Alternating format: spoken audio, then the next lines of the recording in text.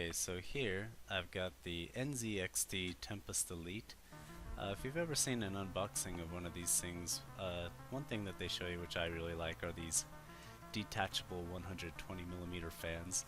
They just pop right out, and what's nice about them is they have these little contact points there, so the wiring is a little less on the inside now just because you have these, and they're really easy to clean by just taking out these dust filters here. I can clean those out. They go right back in, and then the fans themselves go right back in. It's kind of nice just because if you want to do some extra cleaning just on the front, it's easy to get access to that part.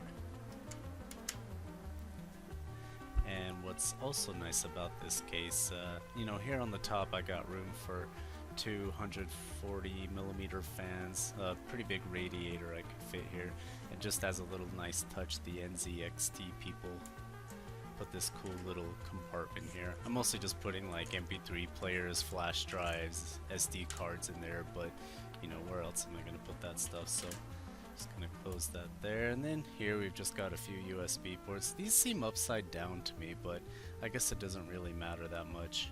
And so this thing, if you can see that, this wire here is even for if you got like a headset and you want to plug it in, and you can just kind of keep the wire there so it's not dangling in the front.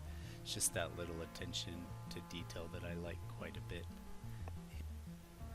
Alright, so if this looks dark on the inside, it's because it is. There's no lights on, but I did that just for this dramatic reveal here. And that there is powered by the NZXT Hue, which is something I bought separately from the case. It's this really cool lighting solution that has these 3 controllers on here that do a few different functions, which I'm going to show you toward the end of the video, but right now I just wanted to get into the hardware part on the inside of the case here.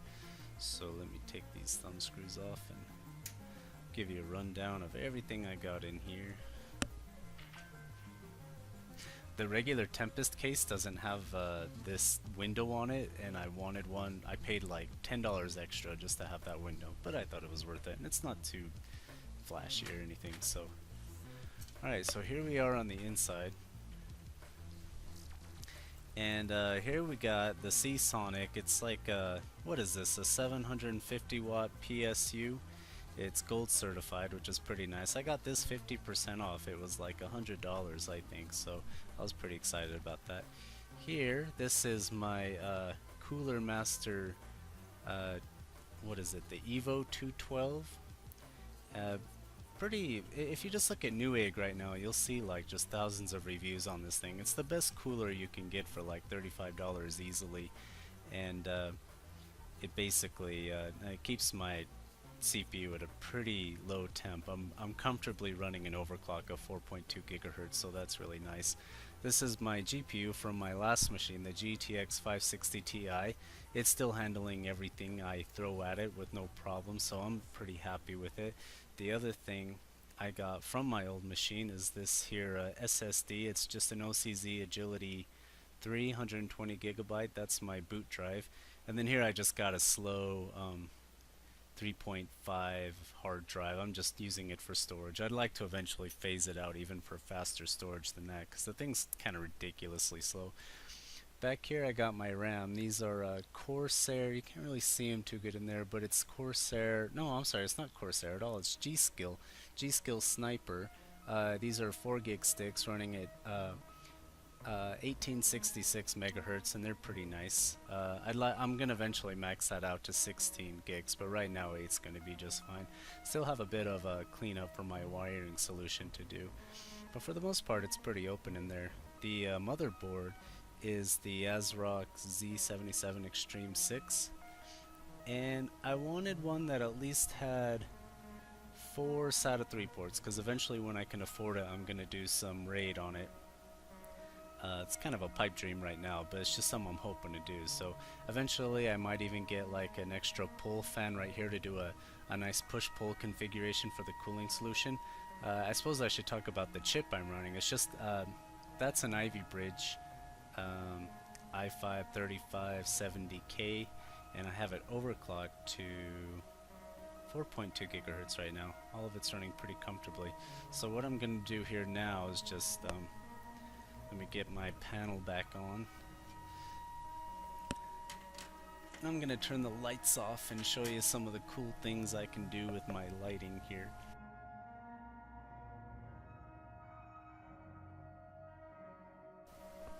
Alright, so with everything put back together, you can see the inside here, nice size window, and I'm just going to play with my lights here, which is what I'm excited about. Originally I first wanted to get some orange lights only, but when I found this lighting solution, I saw you could do all these cool different lighting effects with it. And I can have orange if I want. And that works out pretty good. Or you can make it more of a deep red. Let's make it real dark in here and I'll show you just what some of these lighting effects can do. So there's the red, go to green. We can make it like this, that's kind of more of the white light again. I go back to, there's purple. Trying to get a nice deep blue there. There we go. Looks pretty cool. So I've found that my mood can change quite frequently, and I like to change the color of my lighting solution depending on that. I think right now I'm in the mood for orange again, because that's what I usually fall back on for some reason. So there are different lighting effects to these. I'm not really thrilled about them per se.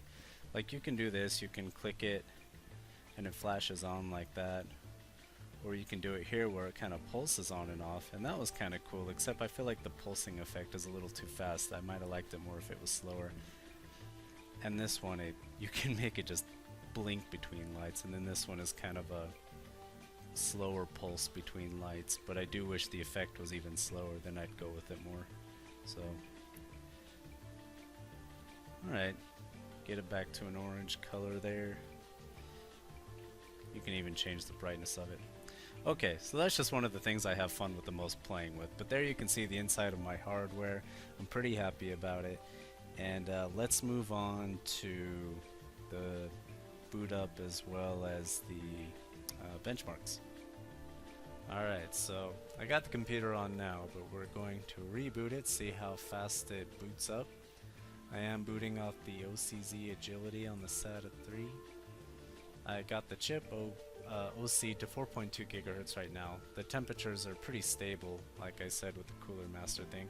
I think you can do a safe overclock of 4.2 gigahertz on a $35 cooler easily.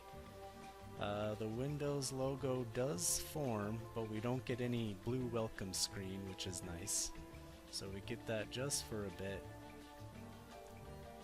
And there it is, ready to go. And with that we can do our benchmarks test. But yep, so there we go. Well, that says 3.4 gigahertz, but I have it OC'd 4.2, so alright, let's move on to the benchmarks. Okay, so here using the Cinebench test, we're going to do the OpenGL first, and that's going to ultimately come out to about 55.70 frames per second. Pretty good. So like I said, the GPU is handling pretty much everything I throw at it, so I'm really happy with it still. And then we'll do the test here for the CPU, and that thing, like I said, we're overclocked to 4.2 gigahertz, and we're getting a final score of about 685. And I think the sweet spot there on the overclock for me is going to be 4.2. I'm not going to do it up to 4.4 currently with the cooler that I got right now for the CPU cooler, so that should be pretty good there. And then next we have Nova Bench here. I'm not too familiar with this program. I haven't used it an awful lot, but the scores here seem pretty decent. I'd certainly like to run this test again once I get more of my hardware upgraded. But as for my final scores, well, I'll have to get online and compare them to some other ones, so that will probably come later then. And then lastly we have Geekbench. This score has improved significantly over my last rig. I'm pretty sure my last computer was about 2,000 less on average on all these scores, so that's going to be really nice, and I'd like to see if I could get that to climb any higher with some further upgrades as well. So awesome.